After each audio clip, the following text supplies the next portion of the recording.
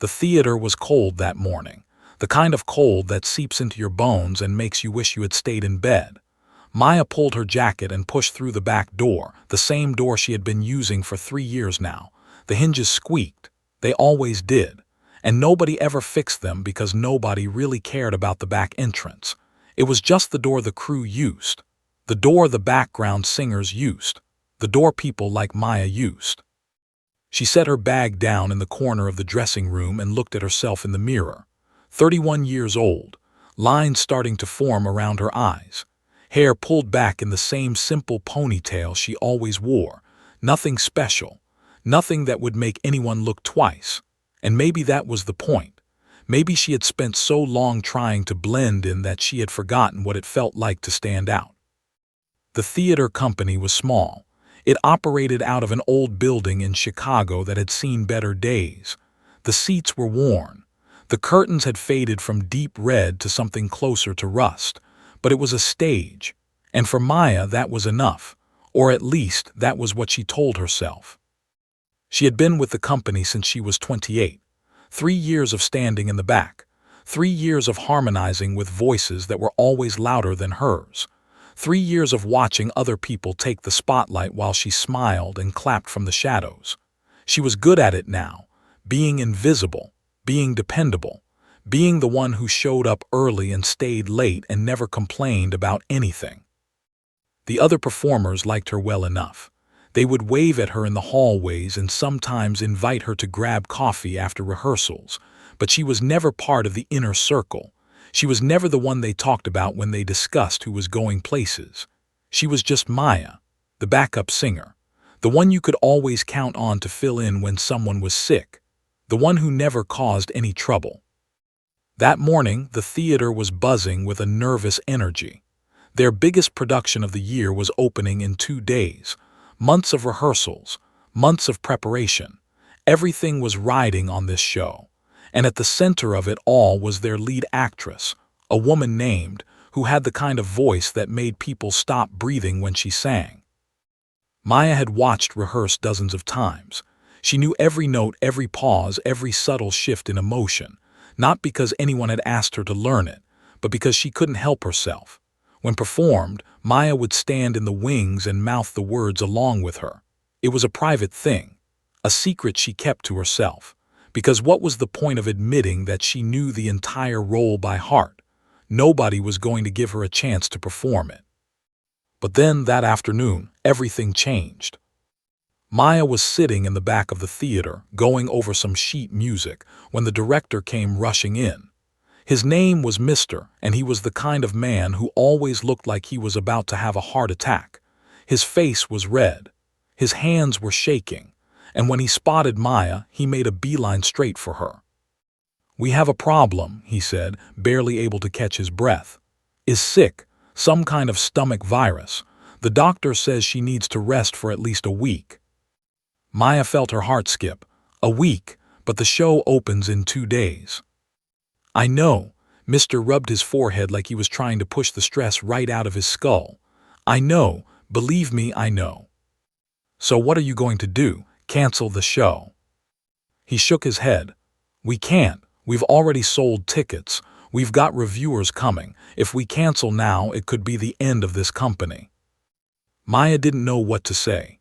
She just sat there, watching him pace back and forth, muttering to himself about budgets and refunds and all the things that could go wrong.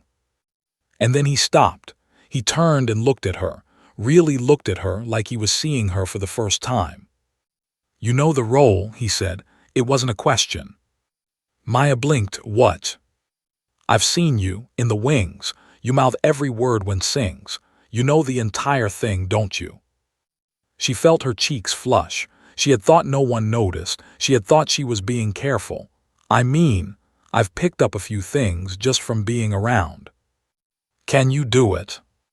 The question hit her like a wave. Can you do it? 4 words that carried the weight of everything she had ever wanted and everything she had ever been afraid of. "Mister, I'm just a background singer. I'm not." "I'm not asking if you're a star, Maya. I'm asking if you can get on that stage and get us through the next 2 nights until he's back. That's it. Nothing fancy. Nothing extraordinary, just keep it ordinary, keep it safe. Can you do that? Keep it ordinary, keep it safe. The words stung more than she expected, but she nodded anyway, because what else was she going to do? This was her chance to be on that stage, even if it was just as a placeholder, even if it was just to keep the seats warm until the real star came back. Okay, she said quietly, I'll do it. Mr. let out a breath of relief. Good, good. We'll start rehearsals tomorrow morning. Just stick to what did. Don't try to make it your own. Don't take any risks. The audience isn't coming to see you. They're coming to see the show. Just give them the show. He walked away without another word, already on his phone, probably calling someone to complain about how his life was falling apart. Maya sat there alone in the empty theater. The lights were dim. The stage was bare, and all she could hear was the echo of his words bouncing around in her head. The audience isn't coming to see you. She had heard versions of that sentence her entire life, from teachers who told her she was good but not great, from casting directors who said she had a nice voice but nothing that stood out, from a world that had looked at her 1,000 times and decided she was forgettable. And the worst part, she had started to believe it. She walked up to the stage and stood in the center. The spotlight wasn't on. The seats were empty. But for just a moment, she let herself imagine what it would feel like to stand there with the lights shining down and the audience watching and the music swelling around her. Then she shook her head and stepped back. Keep it ordinary, keep it safe. That night she went home to her small apartment on the 3rd floor of a building that always smelled like someone was cooking onions. She sat on the edge of her bed and pulled out the script she had secretly been studying for months. Every line, every stage direction, every note. She knew this role better than did. She had lived with it, breathed it, dreamed about it, but none of that mattered because she wasn't the star. She was just the backup, the safe choice, the ordinary girl who would fill in until the real talent came back. She closed the script and stared at the ceiling. 2 days. She just had to get through 2 days. She had no idea that those 2 days would change her life forever. What nobody at the theater knew was that Maya had once been someone else entirely, someone with big dreams and an even bigger future, someone who had almost made it. 8 years ago, she had been 23 years old and living in New York City. She had just been accepted into one of the most respected music conservatories in the country. Out of thousands of applicants, she was one of 40 who got in. The day she received the acceptance letter, she cried so hard she couldn't breathe. Her mother had held her and whispered, I always knew you were meant for this. Her mother, that was where the story really began. Growing up, it had always been just the two of them. Maya's father had left when she was 3 years old. She had no memory of him, just a faded photograph her mother kept in a drawer. He had promised to come back. He never did. So her mother raised her alone, working double shifts at a hospital as a nurse, coming home exhausted but always finding the energy to ask about Maya's day. And it was her mother who had discovered Maya's voice. Maya was 5 years old when it happened. She had been sitting in the living room, singing along to a song on the radio, not even thinking about it, just a kid making noise. But her mother had stopped in the doorway and listened, really listened. And when the song ended, she had looked at her daughter with tears in her eyes and said, Baby, do you know what you have? Do you have any idea? From that day on, her mother did everything she could to nurture that gift. She signed Maya up for choir at church. She saved money for years to pay for voice lessons. She drove her to auditions and competitions on her days off, even when she was so tired she could barely keep her eyes open.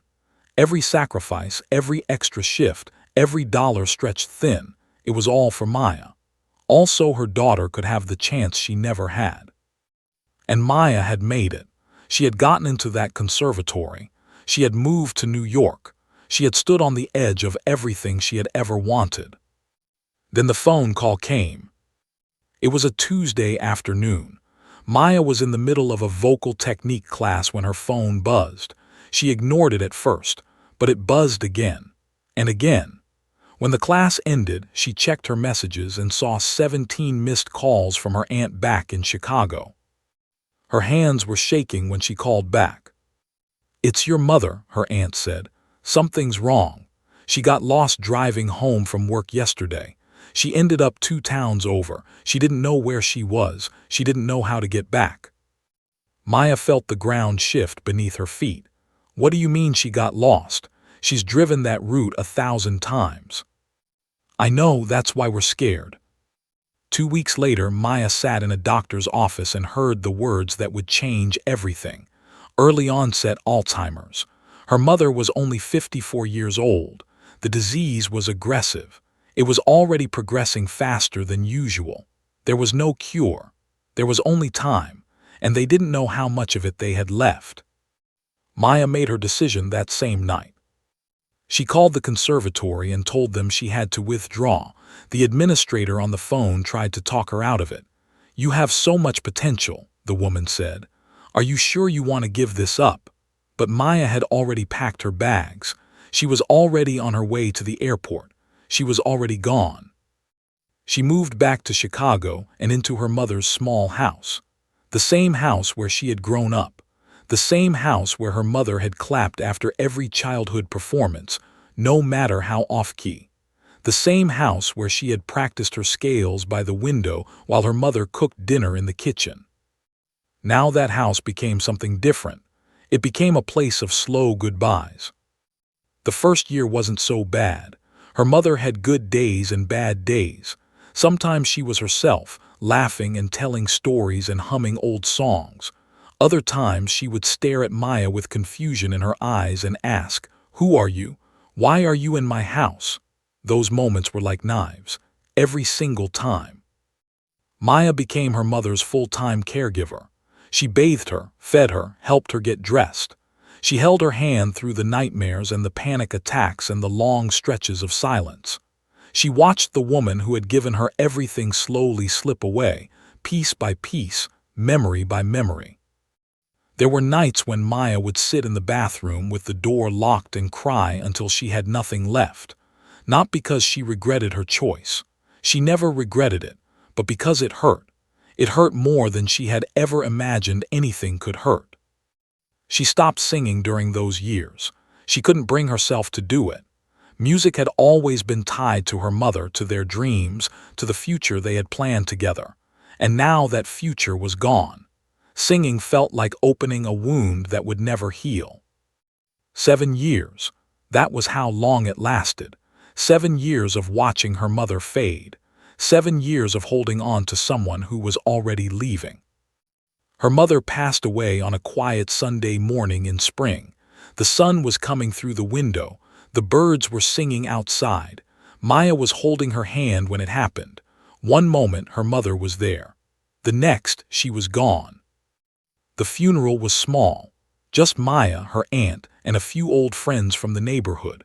They buried her mother next to her grandmother in a cemetery on the edge of the city. Maya stood there long after everyone else had left, staring at the headstone, trying to figure out what she was supposed to do now. She was 30 years old. She had no career, no savings, no plan. She had spent her entire 20s caring for someone else, and now that person was gone. She felt like a ghost, like she had forgotten how to be a real person with a real life. It took her almost a year to step back into the world. She started small. She joined a local choir. She sang in the back and kept her head down. She told herself she was just doing it for fun, just to fill the time. But the truth was, she missed it. She missed the feeling of music moving through her body. She missed the way a song could make you feel like you were flying. Eventually, she auditioned for the theater company. They needed background singers. It wasn't glamorous. It wasn't prestigious. But it was something. It was a stage. It was a chance to be around music again. She got the job and she told herself she was happy. She told herself this was enough. She didn't need to be a star. She didn't need the spotlight. That dream had belonged to a younger version of herself, someone who didn't exist anymore. But late at night, when she was alone in her apartment, she would sometimes pull out old recordings of herself singing. recordings from before, from New York, from when she still believed she could be something. She would listen and wonder what might have been. Then she would turn off the recording and go to bed. Because wondering didn't change anything. The past was the past. Her mother was gone, her dreams were gone, and all that was left was this: a small theater, a background role, a life that was safe and ordinary and completely unremarkable. Or so she thought. Because in 2 days, she was going to step onto that stage. She was going to open her mouth and sing. And something inside her that had been sleeping for a very long time was about to wake up. She just didn't know it yet. Opening night arrived faster than Maya was ready for. She had spent the last 2 days in a blur of rehearsals and blocking and costume fittings. Everything moved so quickly that she barely had time to think, which was probably a good thing, because whenever she did stop to think, the fear would creep in. The voice in her head that whispered, "You're not good enough. You're going to fail. Everyone is going to see that you don't belong here." She tried to push it down. She tried to focus on the work, but that voice never really went away. The morning of the show, she woke up before her alarm. She lay in bed staring at the ceiling, her heart already beating too fast. Tonight was the night. In just a few hours, she would be standing on that stage in front of a real audience. Not in the background, not hidden in the shadows, right there in the center with all the lights pointed at her. The thought made her want to throw up. She forced herself to get out of bed. She made coffee but couldn't drink it. She tried to eat breakfast but her stomach was in knots.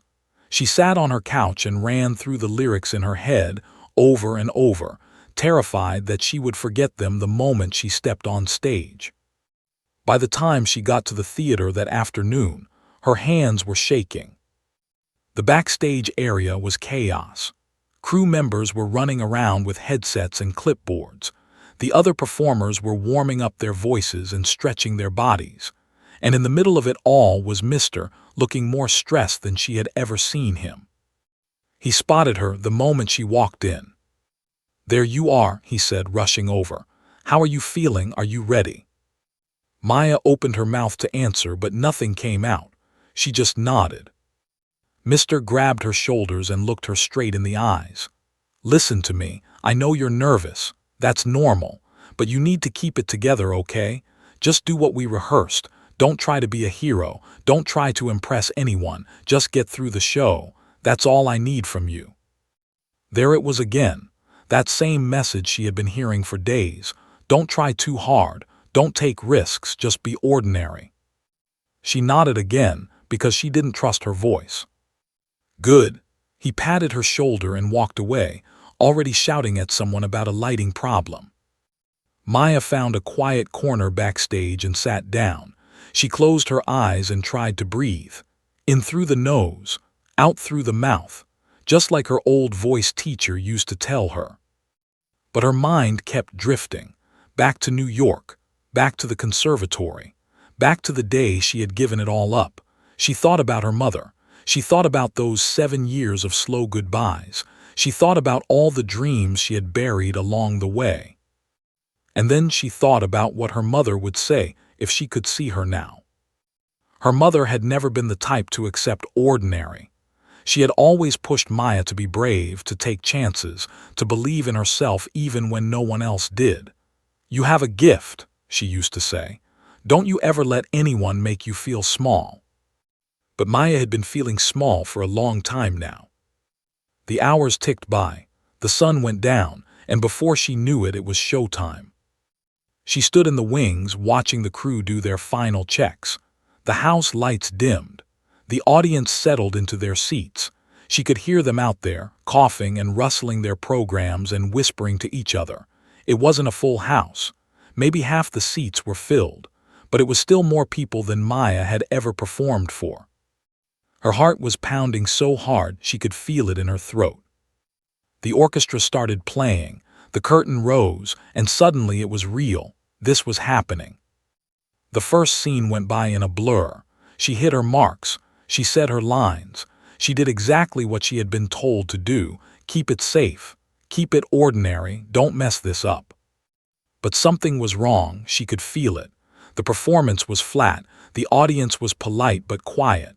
There was no energy in the room, no magic. She was just going through the motions and everyone could tell. Then came the moment, the big number, the song that was supposed to be the emotional heart of the entire show, the song that always made look so easy. Maya stepped to the center of the stage.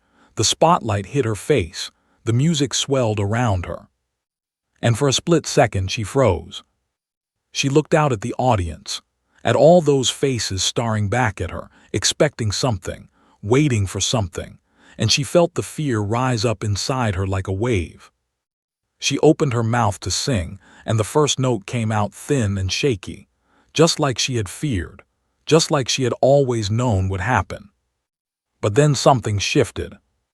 She thought about her mother, not the woman at the end, confused and fatting, but the woman from before, the woman who used to stand in the kitchen doorway and listen to a 5-year-old girl sing, the woman who had believed in her when no one else did, the woman who had sacrificed everything so Maya could have a chance. And in that moment, something broke open inside her. She stopped trying to be ordinary. She stopped trying to be safe. She stopped thinking about what Mr. wanted or what the audience expected or what she was supposed to do. She just sang. Not for the audience, not for the critics, not for anyone in that theater. She sang for her mother. The second note came out different, stronger, fuller. It filled the room in a way the first note hadn't, and the third note was even better, and the fourth, and the fifth. She wasn't performing anymore, she was living it. Every word that came out of her mouth carried the weight of everything she had been through. The grief, the loss, the years of putting herself last, the dreams she had buried, the love she still carried for a woman who was no longer here. It all poured out of her, raw and real and completely unguarded. The audience felt it. She could see it happening in real time. People who had been slouching in their seats sat up straight. People who had been whispering went silent. In the front row, a woman pressed her hand to her chest like she was trying to hold her heart in place. By the second verse, Maya was crying, not sobbing, just quiet tears streaming down her face as she sang, and she didn't try to hide it. She didn't try to hold it back. She let it all out because for the first time in years, she wasn't pretending to be something she wasn't. She was just herself, broken and beautiful and finally free. When the song ended, there was a moment of absolute silence, the kind of silence that makes you wonder if something went wrong. Maya stood there under the spotlight, her chest heaving, her hands trembling at her sides. And then the applause started. It began slowly, just a few people clapping, but it grew and grew and grew, until the entire audience was on their feet, applauding like they had just witnessed something they would never forget. In the third row, a woman held up her phone. She had been recording the whole thing. Maya didn't notice. She was too overwhelmed to notice anything. She finished the rest of the show in a daze. When the final curtain came down, she walked backstage and sat in a chair and didn't move for a long time. The other performers came by to congratulate her. Mr. stared at her like he didn't recognize her. Someone handed her a bottle of water. Someone else said she was incredible. But Maya barely heard any of it. All she could think about was her mother, and how, for the first time in 8 years, she had finally let herself sing the way her mother always knew she could. She had no idea that the woman in the third row was about to post that video online. And she had no idea that by morning, everything would be different. Maya woke up the next morning to the sound of her phone buzzing. At first, she ignored it. She was exhausted, the kind of exhausted that goes deeper than just needing sleep. She pulled the blanket over her head and tried to drift off again. But the buzzing didn't stop. It kept going, over and over, like someone was calling her repeatedly, or like dozens of messages were coming in all at once. She groaned and reached for her phone on the nightstand. When she looked at the screen, she thought something was wrong with it. There were notifications everywhere, missed calls, text messages, emails, social media alerts, more than she had ever seen in her life. She sat up slowly, her heart starting to beat a little faster. The first text she opened was from her aunt. "Maya, have you seen the internet? Call me right now." The second was from one of the other singers at the theater. "Oh my God, you're everywhere. Check Twitter." The third was from a number she didn't recognize. "Hi, this is a producer from a morning news show. We'd love to have you on to discuss your viral moment. Please call us back at your earliest convenience." Viral moment? What viral moment? Maya's hands were trembling as she opened her social media app. She typed her own name into the search bar, and what she saw made her drop her phone. There were thousands of posts, tens of thousands, all of them talking about her, all of them sharing the same video. It was the recording from last night. The woman in the third row had posted it with a simple caption that read, "This unknown actress just destroyed me. I can't stop watching this." The video had been viewed over 4 million times. Maya couldn't breathe. She picked up her phone again and pressed play. There she was, standing on that stage, tears running down her face as she sang. She watched herself hit every note, watched the emotion pour out of her, watched the audience rise to their feet at the end. It didn't feel real. It felt like she was watching someone else, someone who actually belonged in the spotlight, someone who deserved to be seen. The comments under the video were endless. People from all over the world were sharing their reactions. I started crying 30 seconds in and didn't stop. Who is this woman? Why haven't I heard of her before? This is what real talent looks like. No filters, no tricks, just pure emotion. I've watched this 12 times today. I can't explain what it does to me. But it wasn't just random strangers. As Maya scrolled through her notifications, she saw messages from journalists, bloggers, podcast hosts, and television producers. Everyone wanted to talk to her. Everyone wanted to know her story. Her phone rang in her hand. It was Mr. from the theater. "Have you seen what's happening?" he asked before she could even say hello. "I just woke up. I don't understand what's going on." "Maya, you're everywhere. The video has millions of views. We've gotten more calls this morning than we've had in the past 5 years combined. News stations want to interview you. Casting directors are asking for your contact information. There's even a producer from Broadway who called and asked if you had representation." Maya sat on the edge of her bed trying to process what she was hearing. Broadway, casting directors. This didn't make sense. Yesterday she was a background singer that nobody noticed. Today the whole world was talking about her.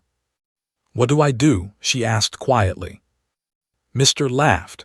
It wasn't a mean laugh. It was the laugh of someone who couldn't believe what was happening either. "I don't know, Maya. I've never dealt with anything like this before, but I think you should probably call some of these people back." After she hung up, Maya just sat there for a long time. Her phone kept buzzing. Emails kept coming in, but she couldn't bring herself to respond to any of them. She was scared. Not of the attention, not of the interviews or the opportunities or the sudden spotlight. She was scared because she had spent so many years convincing herself that this would never happen.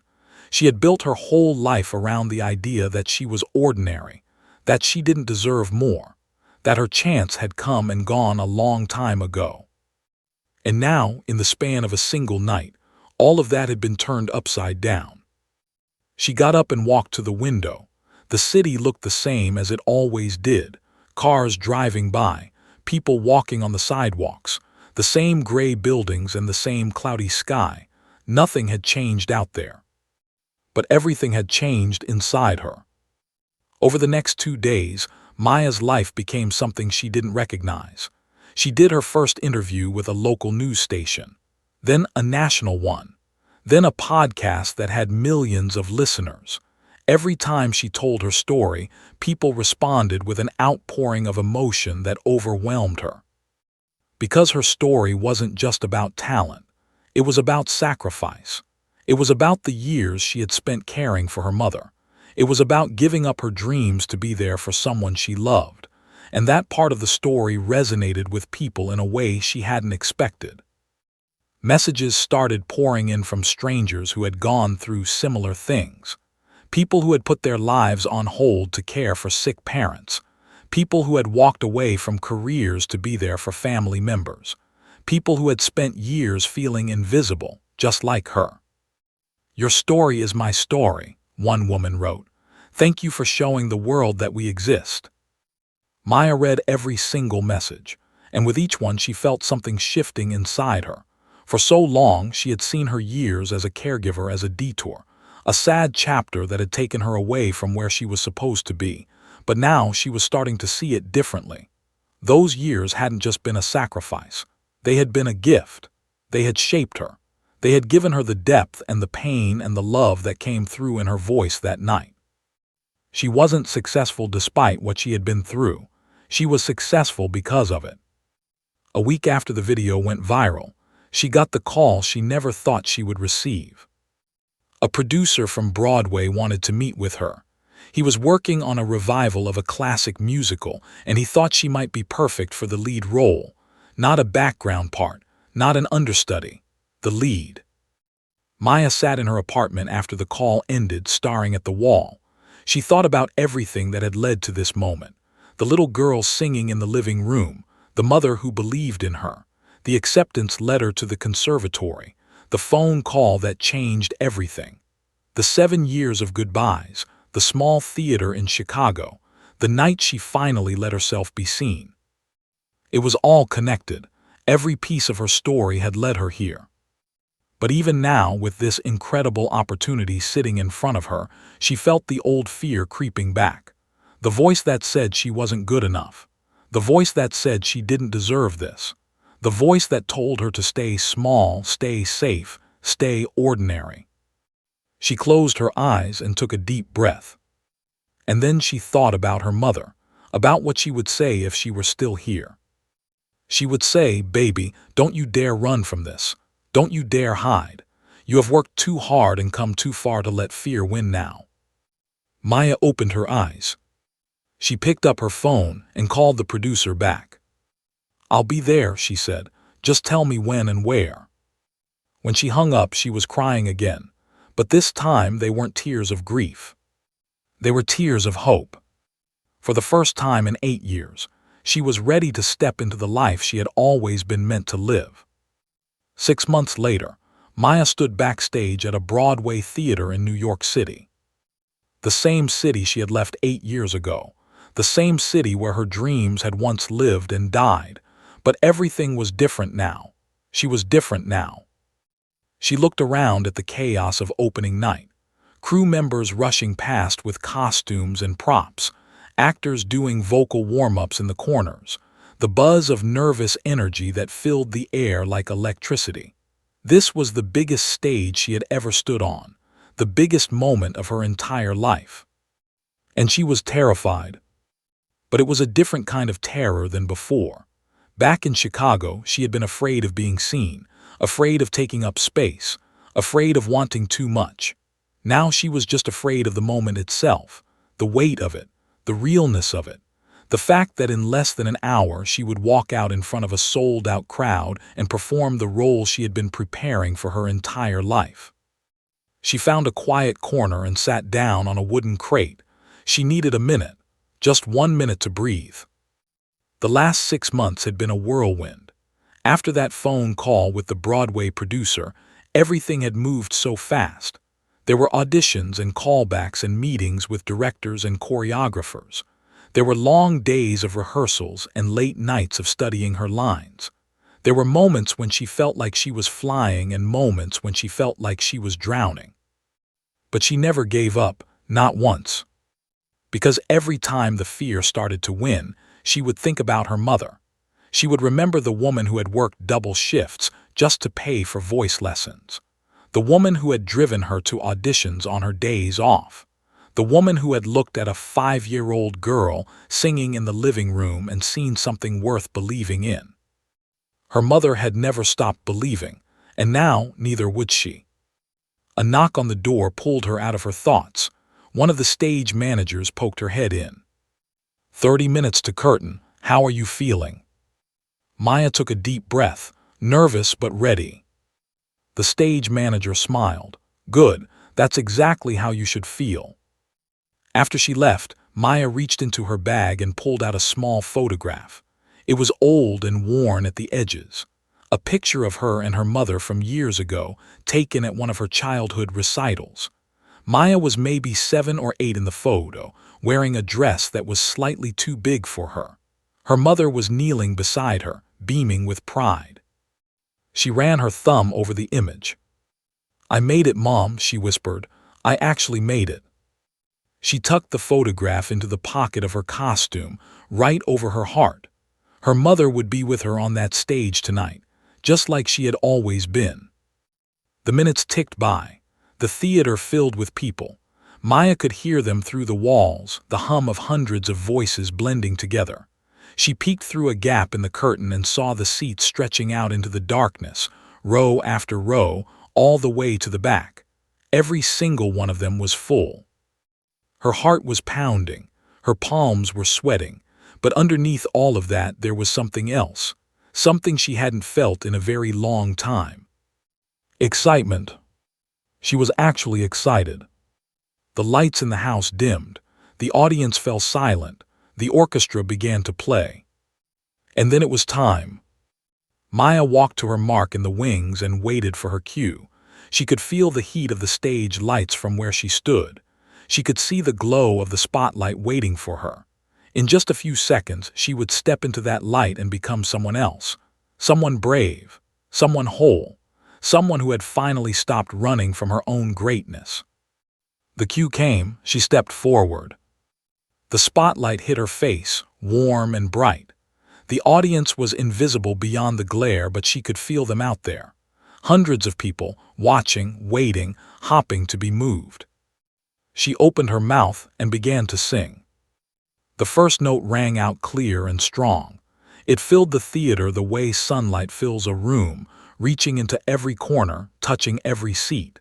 And as she sang, she felt the fear fall away. She felt the doubt dissolve. She felt herself becoming exactly who she was always meant to be. She wasn't performing for the critics or the producers or the people who would write reviews tomorrow. She was performing for every person who had ever been told they weren't good enough, for every dreamer who had put their life on hold for someone they loved, for every invisible soul who had spent years believing they didn't deserve to shine. And she was performing for her mother, the woman who had given her everything, the woman who had seen her gift before anyone else, the woman who had whispered all those years ago, "Baby, do you know what you have?" Now the whole world was about to find out. The show unfolded like a dream. Every scene, every song, every moment felt charged with something magical. Maya gave everything she had, holding nothing back, and the audience gave it right back to her. She could hear them laughing at the funny parts and gasping at the dramatic ones. She could feel their energy lifting her up, carrying her through. By the final number, she was crying again. Just like that night in Chicago. But this time, she didn't try to stop it. She let the tears fall as she sang the last notes, letting the music carry all the grief and all the joy and all the love she had been holding inside for so long. When the song ended, she stood alone in the spotlight. The theater was completely silent. And then the applause began. It started like thunder and only grew louder. People rose to their feet, one section at a time, until the entire audience was standing. The sound washed over her like a wave, like something physical she could feel on her skin. She had never heard anything like it. She had never felt anything like it. She took her bow, tears streaming down her face, and pressed her hand to her chest where the photograph rested against her heart. "We did it, Mom," she thought. "We really did it." After the show, there were flowers and congratulations and reporters asking questions. There were hugs from her castmates and handshakes from producers. There were people telling her she was a star, that she was going to be famous, that her life would never be the same. But Maya didn't care about any of that. What she cared about was the quiet moment later that night when the theater was empty and the lights were off. She walked back onto the stage alone and stood in the darkness. No spotlight, no audience, just her and the silence. She thought about the journey that had brought her here, the little girl with the big voice, the young woman who almost made it, the daughter who gave up everything, the caregiver who lost herself, the background singer who stopped believing, and finally, the woman who stepped into the light and refused to look away. It had taken 31 years. It had taken heartbreak and sacrifice and loss. It had taken hitting rock bottom and climbing back up again. But she had made it. She was here. And she knew with everything in her that this was only the beginning. She looked up at the empty seats and smiled. "I was never meant to keep it ordinary," she said softly. "I was always meant to shine. I just needed to give myself permission." She reached into her pocket and touched the photograph one last time. Then she turned and walked off the stage, ready to begin the rest of her life. The life her mother always knew she deserved.